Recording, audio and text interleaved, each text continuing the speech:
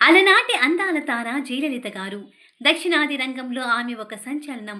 అగ్ర హీరోల సరసన ఎన్నో సూపర్ హిట్ చిత్రాల్లో నటించి మెప్పించారు. ఆ తరువాత రాజకీయాల్లో సెన్సేషన్ క్రియేట్ చేశారు. ఆమె సినీ రాజకీయ ప్రయాణం ఎంతో మందికి స్ఫూర్తిగా నిలిచింది. 1948 ఫిబ్రవరి 24న కర్ణాటకలోని మాండ్యాలో జన్మించిన ఆమె చిన్న వయసులోనే తండ్రిని కోల్పోయారు.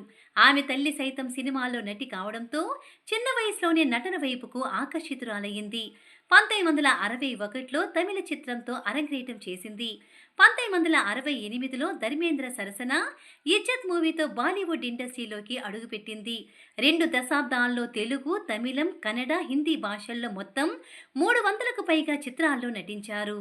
ఎంజీఆర్ గారు, శివాజీ గణేశన్ గారు, ఎన్టీఆర్ గారు, అక్కినేని నాగేశ్వరరావు గారు వంటి స్టార్ హీరోలతో కలిసి ఎన్నో చిత్రాల్లో నటించారు. 1970లలో అత్యధిక పారితోషికం తీసుకునే హీరోయిన్లలో ఆమె ఒకరు. అప్పట్లోనే ఒక్కో సినిమాకు లక్షల్లో పారితోషికం తీసుకునేవారట. 1970ల చివరి నాటికి అత్యంత ధనిక నటీమణులలో ఒకరిగా మారారు. ఆ తరువాత రాజకీయాల్లోకి అడుగుపెట్టింది. 80లలో సినిమాల నుంచి రిటైర్ అయి ఎంజీఆర్ గారి నేతృత్వంలోని రాజకీయాల్లోకి ప్రవేశించారు. ఆ తర్వాత రాజ్యసభ సభ్యురాలిగా, తర్వాత తమిళనాడు ముఖ్యమంత్రిగా 6 సార్లు గెలిచారు.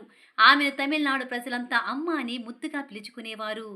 1997లో ఆమె పోయస్ గార్డెన్ నివాసంలో జరిగిన ఆదాయపు పన్ను దాడిలో 10,500 చీరలు, 750 జతల బూట్లు, 91 గడియారాలు, 1,250 కిలోల వెండి, 28 కిలోల బంగారం, లగ్జరీ కార్లు బయటపడ్డాయి.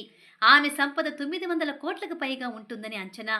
జయలలిత గారు అనారోగ్యంతో డిసెంబర్ 5, 2016న మరణించారు.